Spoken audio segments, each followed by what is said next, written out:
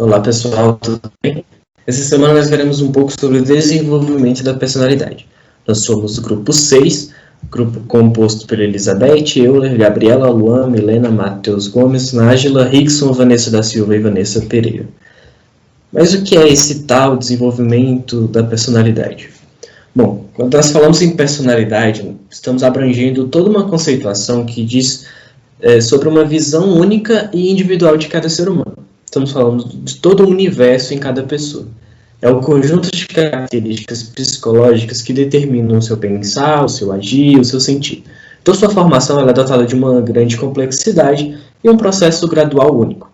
Dentre as teorias mais conhecidas, nós temos a teoria psicanalítica de Freud, a teoria interpessoal de Sullivan, a teoria do desenvolvimento psicossocial de Erikson, a qual nós daremos ênfase nesse seminário, né? E por último, e não menos importante, também a teoria do desenvolvimento moral de Kohlberg. As principais concepções da teoria do desenvolvimento psicossocial que Erikson nos traz são as 8 idades de um homem, né? Então, o fato de que o desenvolvimento da personalidade é descrito em 8 etapas, do qual temos uma dicotomia entre elas. São etapas que são interdependentes no quesito evolução, e Erikson mapeou esses estágios, ou seja, para ele, a personalidade se desenvolvia pela resolução de tensões entre várias etapas ao longo da vida, uma sucessão de fases críticas, uma opção entre o progresso e a regressão. E qual que é a sua importância para a enfermagem?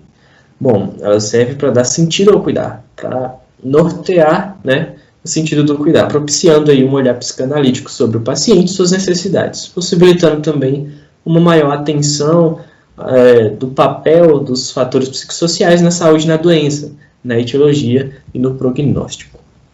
Oi gente, meu nome é Elizabeth Braga e vou apresentar agora o primeiro estágio de desenvolvimento da personalidade de Erikson, que é justamente confiança básica versus desconfiança básica. Esse estágio ele ocorre do nascimento até 1 ano e meio da criança. Essa fase ela é chamada de oral sensorial. Nesse estágio, espera-se que a criança desenvolva uma confiança básica na figura materna e seja capaz de transpor essa confiança para outras pessoas. Tendo suas necessidades básicas atendidas, a criança adquire senso de esperança e autoconfiança. Quando as necessidades básicas de cuidado e amor são negligenciadas, a criança passa a ter dificuldades nas relações interpessoais e insegurança em relação a si e ao seu redor. A criança atendida satisfatoriamente aprende a confiar, tendo assim melhor capacidade de adaptação às situações e aos papéis socialmente construídos. A virtude social que se espera ser desenvolvida nessa fase, nesse estágio, é a esperança. Então, eu vou falar um pouco sobre autonomia versus vergonha. Essa fase, ela ocorre lá para os 18 meses até os 3 anos mais ou menos de idade.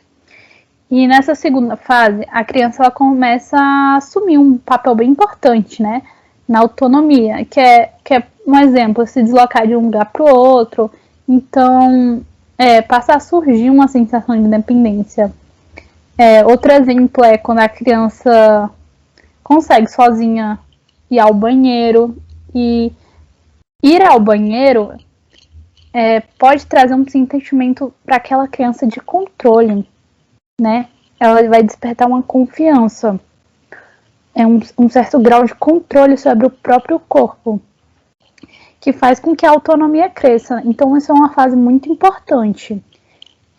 Concluir aquela tarefa por conta própria. Isso acaba permitindo que essa criança tome decisões e ganhe controle. E aí, cabe aos pais ou aos cuidadores ajudar o desenvolvimento desse senso de autonomia. Nessa fase que ela está aprendendo a falar, ir ao banheiro, a se tornar independente, a ganhar autonomia. E durante esse estágio, a criança vai aprender quais são as suas obrigações, quais são as suas limitações. E daí surge aquela necessidade de autocontrole e de aceitação por parte de outras pessoas, E também isso inclui a vergonha, quando a criança ela não consegue atingir aquele objetivo. Incentivar essa autonomia, mas com dosagem. Por exemplo, né, é muito comum, né, que essas crianças assim, de mais ou menos 2 anos, 3 anos, se recusem a dar a mão para atravessar a rua, dizer não com muita facilidade, e cabe aos pais, né, explicar para aquela criança o porquê que ela não pode fazer isso, só que sem impedir que ela se desenvolva, né, porque a superproteção também atrapalha nessa fase de desenvolvimento e torna aquela criança ainda mais dependente dos pais. Então tem que ter aquele certo equilíbrio, né, entre o voluntarismo e a submissão. Vou falar para vocês um pouco sobre a iniciativa versus a culpa. Nessa etapa de iniciativa versus a culpa, as crianças vão desenvolver as suas capacidades de uma maneira mais autônoma do que na etapa anterior, graças, né, ao descobrimento de suas capacidades. Nessa etapa, as crianças percebem todas as possibilidades que estão ali ao seu alcance, em comparação com a antiga etapa. Fato que vai promover a iniciativa das crianças, pois nessa etapa elas começam a testar as suas capacidades e as suas habilidades, realizando novas atividades que na etapa anteriormente, elas não realizavam. Nessa etapa, elas começam a testar essas suas capacidades e habilidades. No entanto, se os pais reagirem negativamente diante da iniciativa de seus filhos, como, por exemplo, repreendendo eles, provavelmente essa repreensão vai gerar um sentimento de culpa nessas crianças. Em relação à conquista a ser obtida ao finalizar essa etapa, a gente deve levar em consideração que é muito necessário um equilíbrio que permita que as crianças sejam capazes de reconhecer a responsabilidade de seus atos e que, ao mesmo tempo, né, elas possam se sentir livres sobre essa responsabilidade. Dessa forma, as crianças devem conhecer quais são as consequências dos seus atos. E, em relação à culpa, é importante a gente enfatizar isso, até colocamos aqui no slide, que a culpa excessiva e imerecida pode fazer com que a criança descarte os desafios por não se sentir capaz de enfrentá-los. Então, nessa etapa, a gente vê o quanto também é importante o apoio dos pais, porque a criança está ali, né, testando as suas habilidades, testando as suas capacidades, e para quem ela vai mostrar, né? Quem conhece criança sabe que ela já vai correndo mostrar para os pais alguma coisa que ela testou, que ela descobriu, e dependendo da reação dos pais, isso vai decidir essa questão de sentimento de culpa na criança. Porque se os pais reagirem de uma forma negativa sobre a criança, vai gerar um sentimento de culpa nela, né? Ela vai ficar tipo, né? Eu imagino, né? Que ela vai ficar assim, nossa, o que eu fiz de errado, essas coisas. Então, vai gerar um sentimento de culpa nessa criança. Então, é muito importante a forma com que os pais recebem essas novas habilidades e possibilidades dos seus filhos. E que eles saibam a maneira certa de reagir, para não criar uma criança que é cheia assim, de culpa, né? Que carrega essa culpa excessiva, que vai atrapalhar ela futuramente, né? Vai fazer com que a criança descarte os desafios, porque ela não vai se sentir capaz de enfrentar eles. Agora a gente vai para a próxima etapa do desenvolvimento, que é laboriosidade versus inferioridade. Vocês podem encontrar também em outras literaturas com outras palavras, como, por exemplo, indústria versus inferioridade, engenho versus inferioridade, ou diligência versus inferioridade. Mas significa basicamente a mesma coisa, né? Na idade dos 5 a 13 anos, ou seja, sai, né, dessa infância até mais ou menos aí o início da adolescência, e o pensamento é o seguinte: a criança pensa, eu sou o que eu posso aprender a realizar com o trabalho, ou seja, ela vê o seu valor naquelas atividades que ela faz. E as relações mais significativas nesse período são a família e a escola. Então, ela se espelha mais ou menos na família e também deseja que as suas ações sejam reconhecidas pela família e também na escola, aquela questão de estar sempre empenhado em querer tirar boas notas, né? Nem sempre, mas de estar dedicada, né?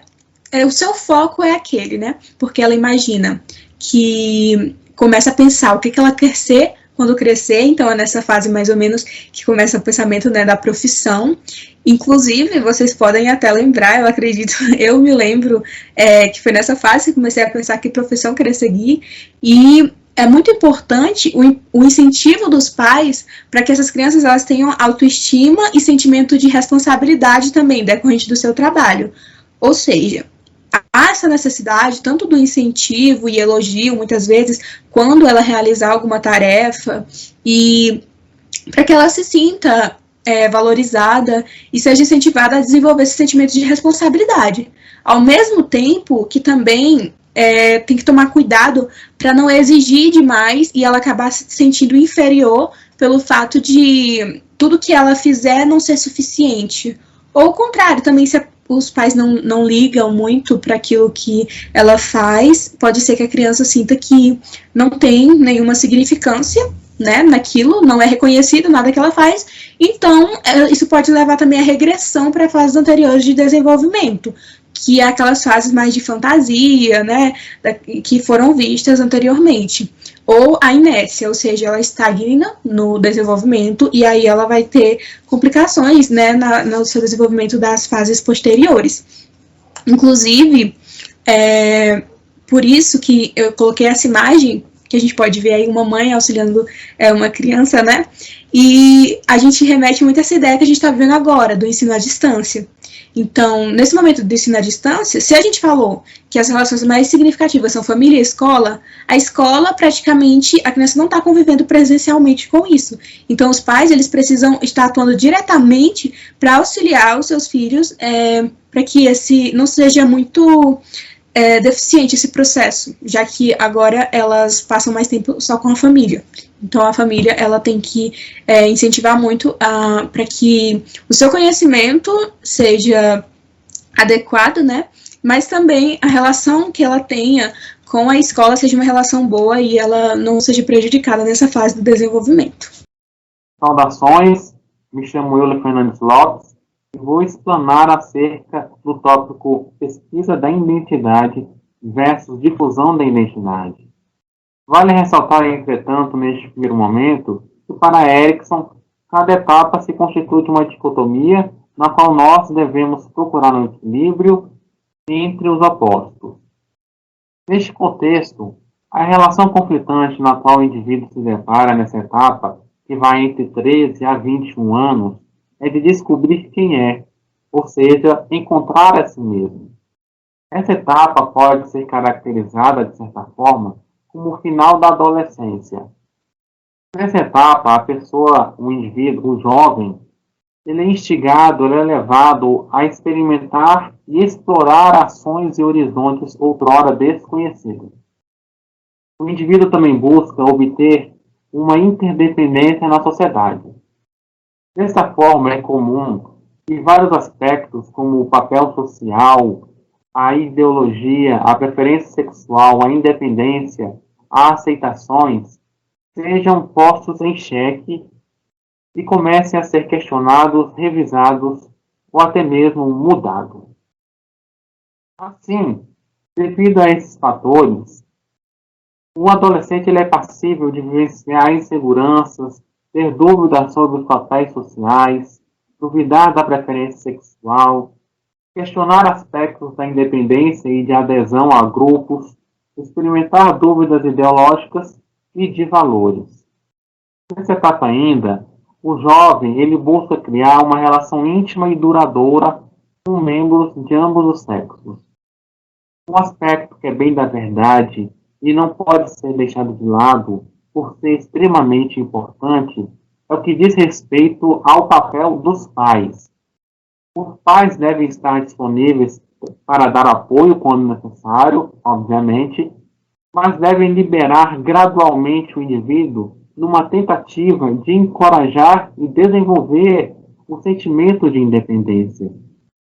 Portanto, diante do exposto, da complexidade e da multifatoriedade dessa etapa, alterações podem trazer consequências quase que invariavelmente, ou seja, podem contribuir para a criação de uma identidade que não é pautada sobre a liberdade, o que pode acarretar a problemas da personalidade, dentre as quais posso citar aqui sentimento de constrangimento, dúvida e confusão quanto ao próprio papel na vida e falta de autoconfiança. Por fim, devemos estar cientes que quando o adolescente ele é criado em uma situação de dependência, ou quando a disciplina foi excessivamente dura, ou se houve rejeição paterna, ou até mesmo uma troca no papel dos pais, consequências no futuro podem ser catastróficas ou irreversíveis. Ou seja, traumas podem ficar acumulados e podem não ser resolvidos, o que leva ao surgimento de doenças psíquicas como depressão e ansiedade. Por conseguinte, o acesso do adolescente à atenção básica deve ser garantido em sua integralidade. O serviço deve promover ações que facilitem o engajamento do jovem em seu cuidado nas diferentes esferas preventivas e de promoção à saúde. Intimidade versus isolamento. É uma fase que compreende entre os 21 e 40 anos. Nessa fase, além de um interesse puramente profissional, já é desenvolvido também uma preposição à construção de relações mais profundas e duradouras. Então são momentos de grande afetividade, de entrega afetiva mesmo. É relacionamentos pessoais e estabelecer vínculos emocionais, conseguir receber o amor de outras pessoas. E espero que esses relacionamentos lhe permitam compartilhar suas experiências, seus afetos, suas emoções e que lhe permita também se sentir seguro e confiante. É basicamente fundir a sua identidade na identidade do companheiro sem perder o próprio eu. Essa altura da vida, tal fase, ela já exige uma certa identidade forte. Caso contrário, através de gravitar sobre a vertente positiva do descobrir o próprio eu e dar continuidade a ela, quem não consegue partilhar afetos com intimidade nas relações relacionadas a uma decepção ou a uma dificuldade de forjar relações íntimas pode ser empurrada para o isolamento. E ele pode ser um isolamento temporário ou um isolamento duradouro. Intimidade não se restringe ao comportamento sexual, né? Mas pode, claro, ter suas ligações, e o destaque aqui são para ligações pessoais e profissionais. É poder amar e trabalhar. Olá, meu nome é Rickson e eu vou falar do 7º estágio de desenvolvimento psicossocial de Erikson, generatividade versus estagnação, no qual o adulto de meia idade desenvolve uma preocupação relacionada a estabelecer, orientar e influenciar a próxima geração, ou então experimentar a estagnação, um senso de inatividade ou falta de significado para a vida. Bom, a generatividade ela está relacionada à produtividade, ao cuidado, no qual esse adulto de meia idade ele vai estar preocupado em si não somente com a criação dos filhos, não somente com a educação, mas em si com o papel, o que ele vai deixar, qual é o legado dele, qual é o papel dele em si. Por outro lado, nós temos a estagnação. Bom, ela seria uma espécie de egocentrismo, no qual ele não se preocuparia em educar, em deixar um papel, em se preocupar com as próximas gerações, mas somente consigo, somente com as suas prioridades. Isso estaria relacionado com somente na busca de meios materiais, no enriquecimento em si, não levando em consideração as próximas gerações. Vendo pela forma boa, esse estágio estaria relacionado a essa intergeracionalidade, na qual seria a transmissão de conhecimentos.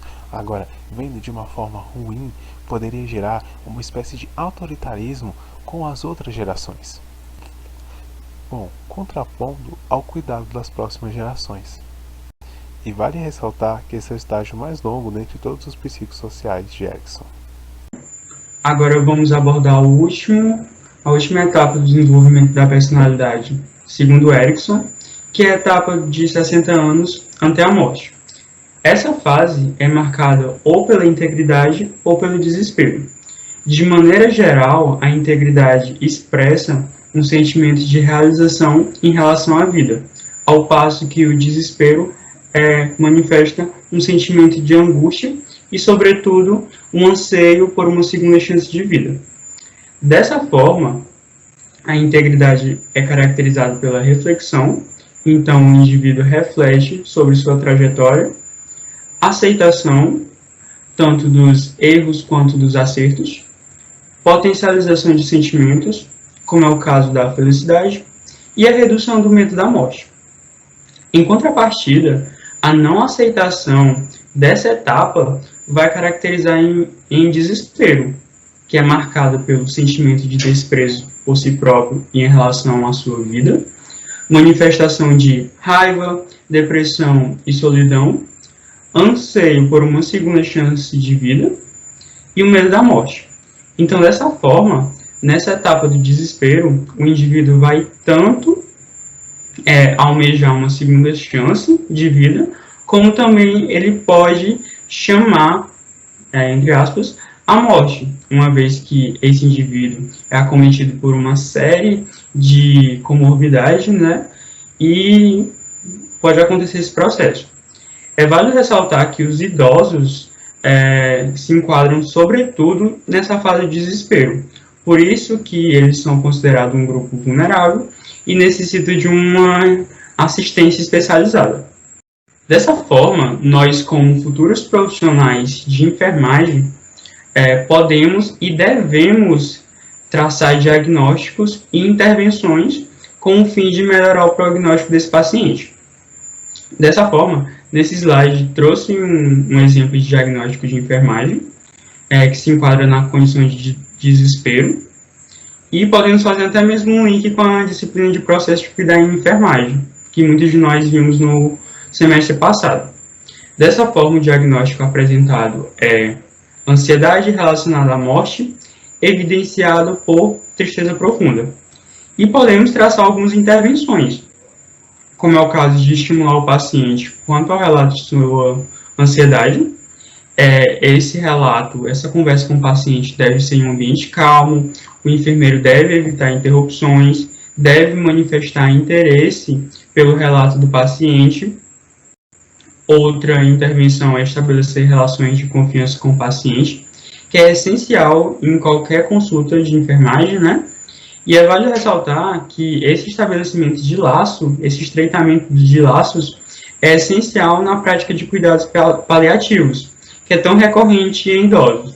Mas é válido salientar que cuidados paliativos sempre devem ser aplicados em indivíduos que são submetidos, né, a uma doença ameaçadora. E, por fim, a última intervenção que trouxe nesse slide foi o proporcionar o bem-estar. Agora eu vou falar um pouco sobre os fatores internos e externos que influenciam a personalidade. Eles podem ser de 3 tipos: biológicos, sociais e individuais. Os fatores biológicos são aqueles apresentados por uma questão biológica interna ou externa ao indivíduo, como, por exemplo, complicações na gravidez, um fator externo. Se, no caso, por exemplo, se for a mãe dele, quando ele nasceu, então é um fator externo biológico. Ou a expressão gênica desse próprio indivíduo, que já é um fator interno, como doenças, entre outros. Já os fatores sociais estão relacionados com a renda, com a educação, segurança, com a composição familiar, se esse indivíduo tem acesso à internet ou não. Todos esses são fatores sociais.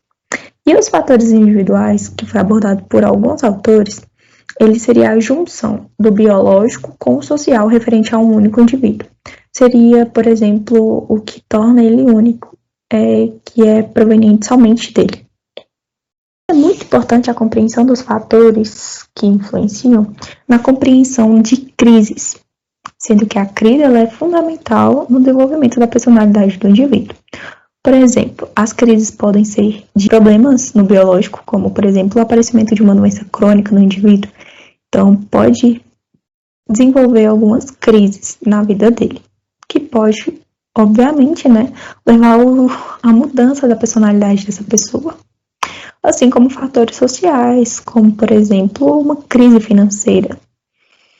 Então, é de suma importância que nós tenhamos conhecimento desses fatores na compreensão de o que poderia fazer com que essa pessoa mudasse.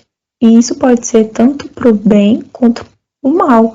Por exemplo, uma pessoa que descobre uma mulher que descobre um câncer de mama, ela fica extremamente triste e para baixo, entende? Então, é isso, entender os fatores que influenciaram aquela personalidade. E também vale ressaltar aqui que atualmente vários estudos estão sendo feitos a respeito da compreensão de fatores biológicos e sociais no comportamento do indivíduo. Seriam como determinantes. E alguns estudos apontam justamente isso, que especialmente a expressão higiênica está relacionada com o comportamento dessa pessoa. Um exemplo disso é a liberação de serotonina e ligada à agressividade. E uma observação que eu quero destacar para vocês é a diferença entre personalidade e comportamento. Personalidade seria o conjunto de ideais que aquela pessoa carrega, que ela desenvolveu ao longo da vida, e o comportamento seria a expressão desses ideais, seria a ação deles, trazendo à tona tudo que ela tem dentro dela, de forma consciente e inconsciente. Então, vou falar um pouquinho com vocês sobre o desenvolvimento da personalidade infantil. Bom, a personalidade, ela é desenvolvida ao passar do tempo, desde o nosso nascimento até a gente morrer. Ela vai estar desenvolvendo e a gente pode ou não estar se modificando. De acordo com os especialistas, o meio que a gente está inserido e o temperamento das pessoas que estão ao nosso redor são os dois fatores que mais influenciam na formação da nossa personalidade e na formação do nosso caráter posteriormente. Na infância, as crianças vão desenvolver segurança, otimismo, confiança. As crianças, os bebês que são amados, são cuidados, são protegidos, eles vão criar um otimismo, uma segurança e uma confiança maior na sua infância do que as crianças que os pais já tiveram uma negligência, de certa forma, já não tomaram os mesmos cuidados. Essas crianças, elas vão crescer mais desconfiadas, mais inseguras em relação às outras. Eu vou falar um pouquinho com vocês sobre as etapas de desenvolvimento da personalidade segundo Erikson. Erikson, ele tem 8 etapas, porém a gente só vai focar nessas 4, que é as que nos cabem nesse momento. A primeira é a confiança versus a desconfiança. Ela vai se iniciar dos 0 aos 18 meses de idade. Essa primeira é um conflito interno mesmo, que a gente vai ter com nós mesmos. De acordo com Erikson, a gente, ao nascer, o nosso meio de proteção são os nossos progenitores, são os nossos pais, são eles que nos protegem, são eles que nos dão atenção, nos alimentam. E aí a gente vai criar um vínculo afetivo desde o nascimento com os pais. Mas sempre vai ter aquele fator da desconfiança. Será que realmente eu estou em segurança? O segundo é a autonomia versus a vergonha. Essa etapa ela vai se iniciar aos 18 meses de idade e vai se finalizar aos 3 anos. Nessa etapa, as crianças começam a desenvolver suas capacidades de movimento, um fator que vai requerer um aprendizado e um controle por parte dos progenitores, vai ter um cuidado maior. Nesse sentido, a autonomia vai... Assim, as crianças vão ter uma maior autonomia. Porém, elas vão ter o bloqueio da vergonha, porque elas não sabem fazer tudo certinho ainda. Elas estão aprendendo. Esse vai ser a briga, o conflito entre essas duas coisas. A terceira, de acordo com Erikson, é a iniciativa versus a culpa. Essa etapa ela vai se iniciar aos 3 anos de idade e vai terminar aos 5 anos de idade. Nessa etapa, as crianças elas vão desenvolver suas capacidades de maneira mais autônoma. Elas vão ter mais segurança, elas vão ter mais confiança que elas são capazes. Porém, se essas crianças acharem que elas estão fazendo algo errado, se elas forem brigar com elas fazendo alguma coisa, elas vão começar a reagir negativamente, elas vão começar a sentir culpa, elas vão duvidar também das suas capacidades e vão se culpar por isso. E a última que a gente vai falar é a laboriosidade versus a inferioridade. Essa fase ela vai se iniciar aos 5 anos de idade e vai terminar aos 13 anos, já quase ali no início da puberdade. Nessa fase, basicamente, as crianças vão continuar amadurecendo, vão continuar no processo de amadurecimento e de aprendizagem que elas já estão criando desde o nascimento. Elas vão ter uma confiança maior e vão começar a se sentir frustradas quando elas não conseguem fazer alguma coisa. Por exemplo, elas querem entrar num balé, querem fazer uma aula de balé. Elas entram, mas elas não conseguem permanecer, elas não conseguem, não se identificaram com aquilo. Então, isso vai desenvolver um sentimento de incompetência. A infância é onde a gente vai começar a desenvolver nossa personalidade. E isso vai estar ligado diretamente ao meio que a gente está inserido, às pessoas que a gente está convivendo. Tudo isso vai interferir diretamente na formação da nossa personalidade, da formação do nosso caráter. Então, desde pequeno, isso já vai começar a influenciar e vai começar a mudar nossos pensamentos e visões.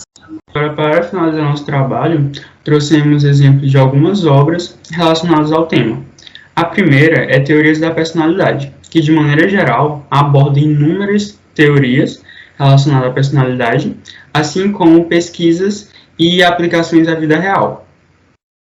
O segundo livro é Diagnósticos Psicanalíticos. Essa obra aborda inúmeros casos clínicos e, sobretudo, ressalta que cada paciente tem um tratamento específico de acordo com a sua personalidade. Aqui, exemplos de 2 séries. A primeira fala sobre um paciente autista que é influenciado por tanto direto quanto indiretamente pelas relações familiares, né? E também fala sobre o conceito de capacitismo. A última série fala sobre um professor de filosofia que trata constantemente sobre as relações interpessoais e também aborda temáticas como bullying, sexualidade e gravidez precoce, que afetam direta e indiretamente no desenvolvimento da personalidade dos indivíduos.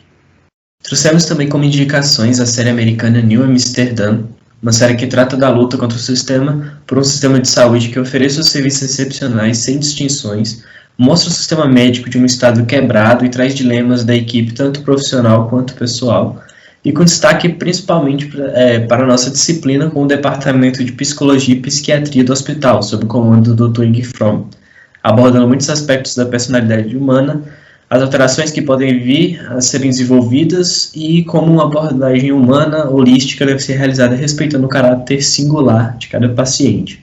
Também trouxemos animação infantil Divertidamente, que traz as emoções como sendo inextricavelmente entrelaçadas com a cognição, com a razão, e como isso é parte essencial na construção da nossa mente. Ela nos traz, então, o que é o campo emocional do ser humano, o que é, e que ele é muito mais complexo do que nós imaginamos e que não se resume somente a nos sentirmos bem. a emoções muito simplistas. Então é isso, gente. Espero que vocês tenham gostado da nossa apresentação. Essas são as nossas referências bibliográficas que se encontram ao final dos slides, caso vocês queiram estar acessando para complementar os estudos de vocês. Muito obrigado, pessoal. Boa semana para todo mundo e um ótimo fim de semestre.